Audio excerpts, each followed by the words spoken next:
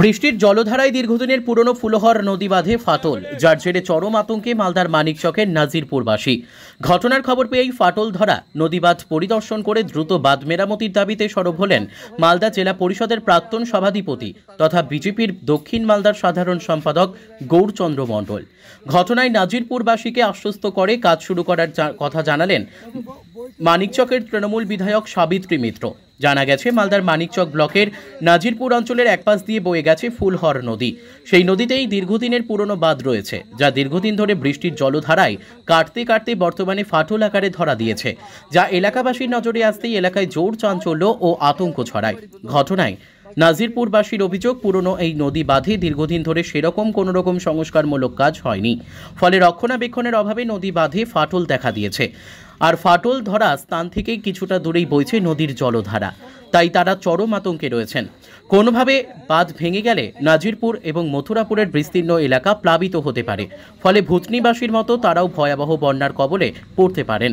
এদিকে এই খবর পেয়েই এদিন নাজিরপুরের ফুলহর নদী বাঁধের পরিস্থিতি ঘুরে দেখেন মালদা জেলা পরিষদের প্রাক্তন সভাধিপতি তথা বিজেপির দক্ষিণ মালদার সাধারণ সম্পাদক গৌরচন্দ্র মণ্ডল। তিনি বাঁধের পরিস্থিতি দেখে দ্রুত বাঁধ মেরামতির দাবি জানান। মালদা থেকে বিশ্বজিৎ মণ্ডলের রিপোর্ট, এস নিউজ বাংলা। বেশ কিছু জায়গা আছে প্রচুর বড় বড় র্যানকাট তৈরি হয়েছে, আর ইতিমধ্যে আমরা সবাই জানি যে কোশির জল ছাড়া হয়েছে প্রচন্ড হারে, 3.5 ফিট জল বাড়বে। আর সেই নাজিরপুর আর মথুরাপুর গ্রাম পঞ্চায়েতের মাঝামাঝিতে কাকরিবাদ্দা 2 বলা হয়। কাকরিবাদ্দা প্রাইমারি স্কুল থেকে অজয় মণ্ডলের বাড়ি অবধি জীবনে 20-30 বছর হয়ে গেছে ইরিগেশন দপ্তর বাঁধের কোনো রিপেয়ারিং করেনি। বৃষ্টিতে চলাচলের অযোগ্য, গোটা জঙ্গলে ভর্তি বাঁধ, বাচ্চা ছেলেমেয়েরা স্কুলে পড়তে বা লোকেরা বাজার করার জন্য অসুবিধা, অথচ কোনোদিন ধ্যানই দেয়নি। অর্থাৎ ইরিগেশন দপ্তর এতদিন ঘুমিয়ে আছে, এখনো ঘুমিয়ে আছে যে তার বাঁধের কি অবস্থা। বড় বড় র্যানকাট তৈরি, নদী পাশেই আছে। যদি আজকে 3-3.5 ফিট জল বাড়ে তাহলে পুরো নাজিরপুর কোনো মালদা ভাসবে এই বাঁধের জন্য। পাশাপাশি এইখানে দেখেছি যে তারা কোথায় যে ঘুমিয়ে আছে, এখন তারা দেখতে পাচ্ছে না। ইরিগেশন দপ্তর কোটি কোটি টাকা খরচ করছে বিভিন্ন জায়গায়, বিভিন্ন বাঁধে খাতা কলমে দেখাচ্ছে, তাহলে এই বাঁধ 20-25 বছর থেকে কেন রিপেয়ারিং করা হয়নি।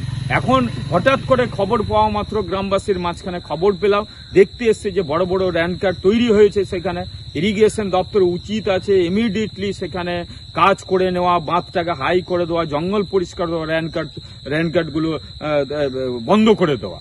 কিন্তু আজকে যা ভয়াবহ যে কোশির জল ছাড়ছে, আর তার জন্য এইখানে ভয়ঙ্কর একটা বিপদ ঘটতে পারে।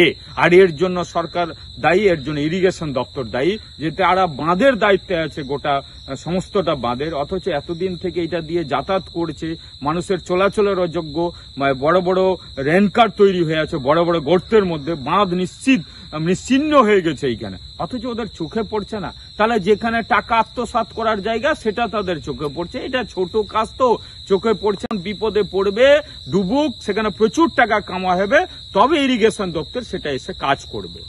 আমরা ইরিগেশন দপ্তর কাজ সমাজের লোককে নিয়ে আমরাই রাস্তার বাঁধের রিপেয়ারিং এ নামবো এবং বাঁধ রিপেয়ারিং আমরা করবো, কারণ মানুষের জন্য আমরা, মানুষের কাজ করতে হবে।